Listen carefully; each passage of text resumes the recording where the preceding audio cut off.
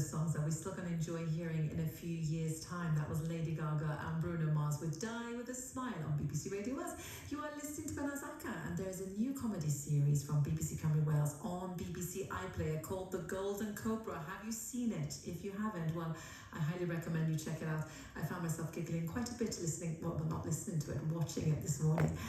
The animated show is set in Ebervale. It's based on the real-life experience of the creators growing up in the area. And with me now is one of the show's creators, Adam Llewellyn. Hello, Adam. How are you doing? Hello, mate. You okay? Yeah, I'm great. How are you? Yeah, I'm great. Yeah, I'm all good. Fantastic. Lovely to have you on the show with us. So the Golden Cobra, nothing to do with snakes, is it? Nothing to do with snakes, no. Unless we get a series 2, it'll be all about snakes. All I felt like is I just felt very hungry watching it because there was a lot of chat about curry.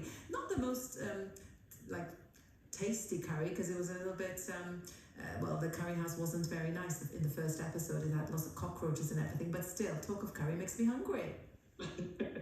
Well, hopefully, if you watch the show, it doesn't get any better, to be honest. It just gets worse in terms of gross foods. So where did the idea come from then?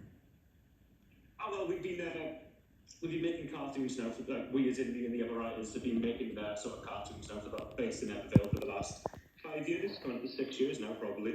And the sort of plan has been for the last 4 years to make a cartoon about a curry house or takeaway in Evervale, because it's in Evervale there used to be a curry house way back in the day, before I was even born, called the Palace, and it was pretty much exactly like you see in the Golden Cobra. There was a guy that would stir curries with a cricket bat in a big vat, and he would kill rats with it as well. And it was like a sort of story my grandparents used to tell me all the time when I was growing up, and just. Is this fact or was it legend?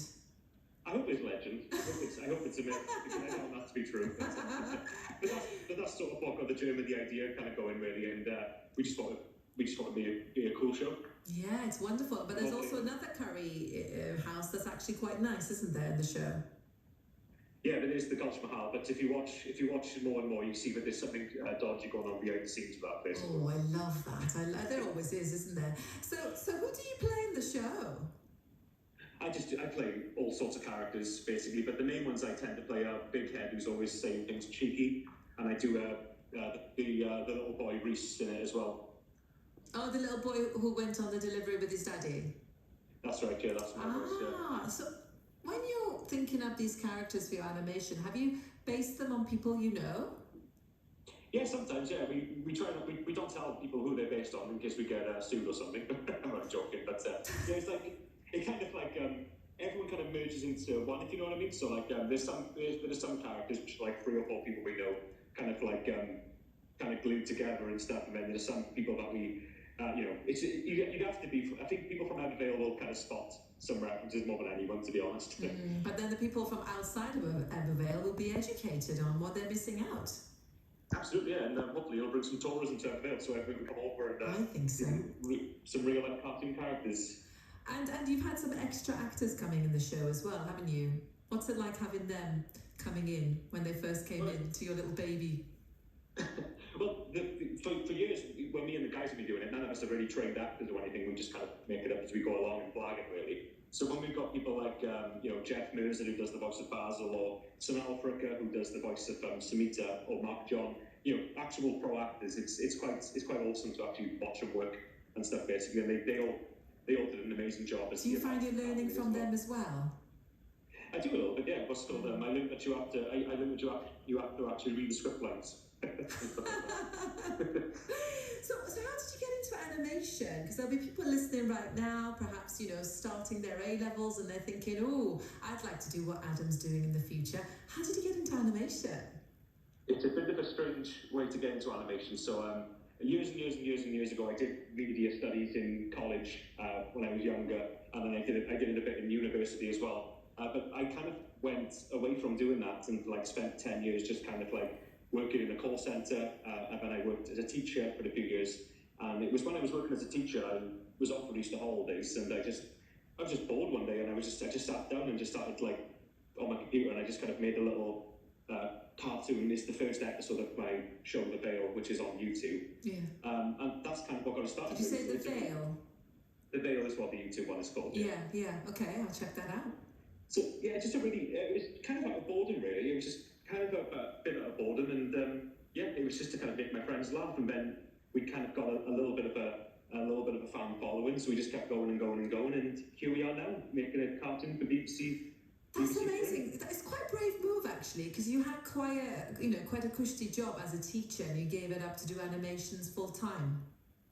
That's right. Yeah, it was a bit strange when I said to my manager, "Oh, I'm handing in my notice," and he was like, "Oh, have you got another teaching job?" And I just said, "No, I'm going to go off and draw a cartoon." He kind of gave me the weirdest look in the world, really. But it was quite a scary decision to make, because back then we didn't have the series confirmed or anything. It was just it was an absolute gamble basically. But thankfully, touch wood, it's paid off.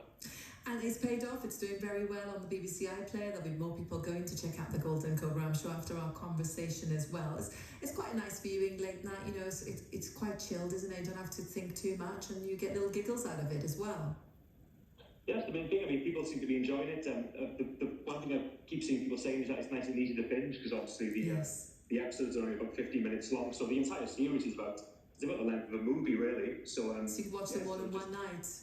You can watch them all in one blast. You don't have to, it's one of those. It's not one of those box sets which takes you about 2 months to finish. Yeah, I love that. That's because my life is so busy. I do not like to commit to things that are like 21 episodes, 1 hour each, because you're thinking, when am I going to get this 21 hours to see what happens? So was it important for you when you were making this with the BBC as well to keep that kind of home feel to it?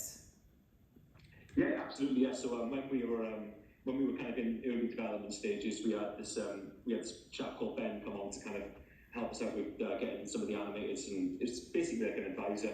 And I remember him saying to us, "We can do this all professionally, or we can keep it looking really rustic and rubbish looking in a nice way, like the YouTube cartoons are." And I said, "No, we can't go too high tech. We have to keep it looking.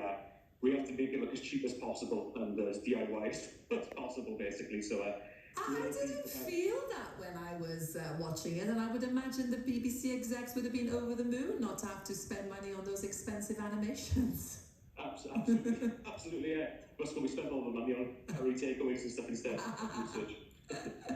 So do you think we're going to get a second series? I hope so. If the top brass at BBC are listening right now, yeah, I'm up for doing it. Well, I loved it, and hopefully they're listening, and hopefully we'll be chatting about season 2 very soon, Adam. Fingers crossed. We got loads of ideas for it. So are you still in Abervale then? I don't live in Abervale anymore. No, I moved to Cardiff a few years ago now. But I go back there all the time. I still got family there, so I was there the other day. Yeah. Basically, yeah. So finding more inspiration for season 2, hopefully. Yeah, walk around with a little notepad, taking little, listen to people's conversations and stuff. But big love for Abervale. Absolutely love it. Well, thank you for putting Abervale on the map. I thoroughly enjoyed the first 2 episodes. I'm looking forward to seeing the rest. Have a lovely day, Adam, and hopefully chat to you soon.